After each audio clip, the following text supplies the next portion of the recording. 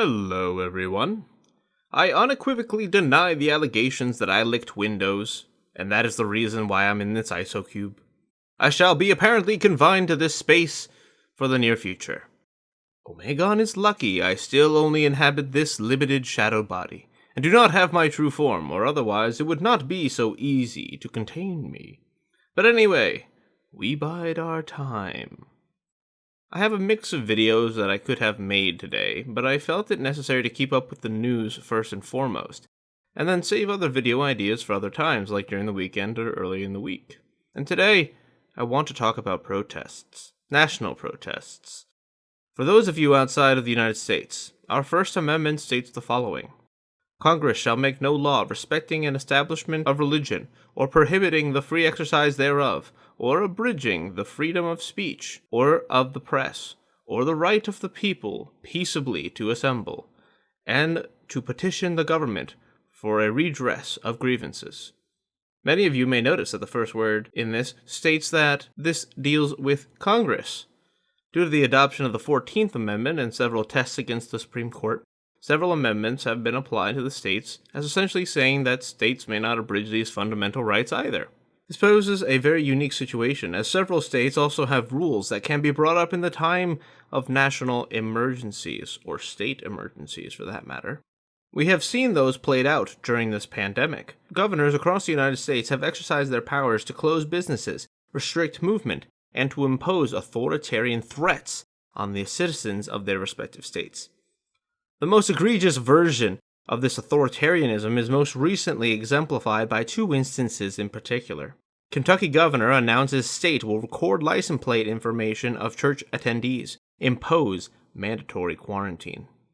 This Kentucky governor, Andy Beshear, was threatening to record license plates of Easter Sunday churchgoers and impose mandatory quarantines on them regardless of the fact that they conform to social distancing guidelines.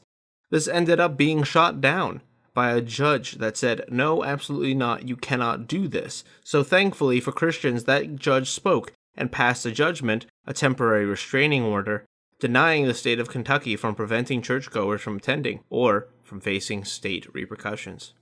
The other instance of authoritarian rule is a simple statement from the Raleigh Police Department in which they responded to a tweet saying protesting is a non-essential activity. Now, to understand the context, people were arrested for protesting the continued closure of the economy. I don't know about you guys, but I enjoy some dystopian movies and stories. But the idea that a government, now, in real life, is telling us that we may not protest our local leaders because it's against their decree, what they deem non-essential. Take a look at this tweet really hard. And think about any other circumstance, and tell me this is not one of the most terrifying things for an American police force to say. I'm fully aware of the situation regarding coronavirus.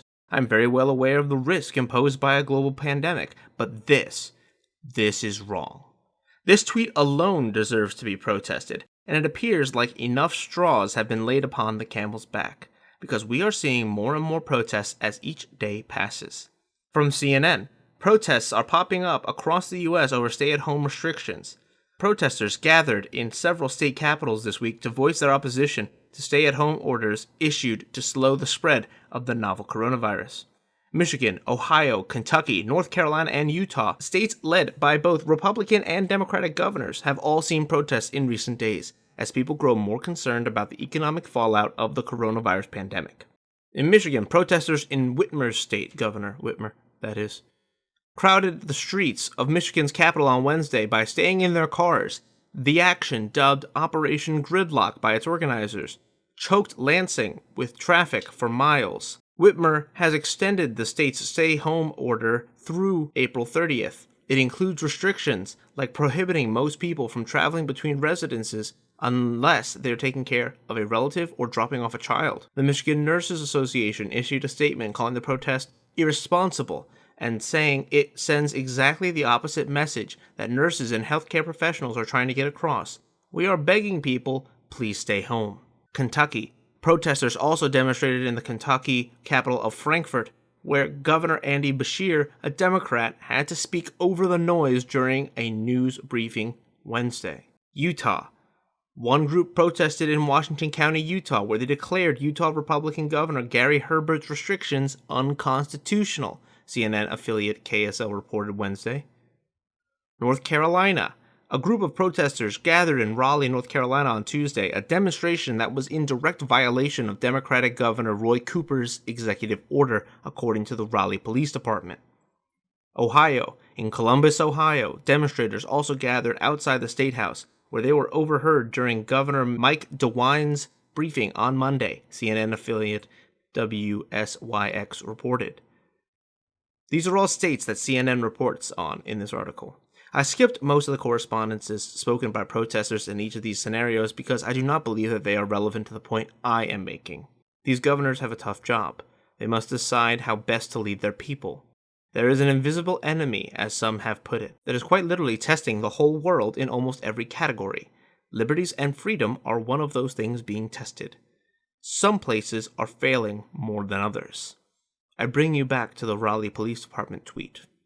How long? How long until this goes away? How long until coronavirus is defeated and we can resume business as usual? Is it until treatment is found? Until a vaccine is developed? Until the vaccine is distributed? What then? Do these governments just allow the citizens back their rights? Their God-given rights? The government grants you back your rights, yeah. That doesn't sound right, does it? There's a major problem. Most are stir-crazy, but others are without money. No money means no food. No food means desperation. And the last thing that these governors want is a protest turning into a mob. We can clearly see this line. It's not a slippery slope. We are already on said slippery slope and sliding. This is a turning point. I do not know if we are going to miss the turn. But let me know what you guys think. Leave your thoughts down in the comment section below. Like and share if you feel so inclined, and I will see y'all soon.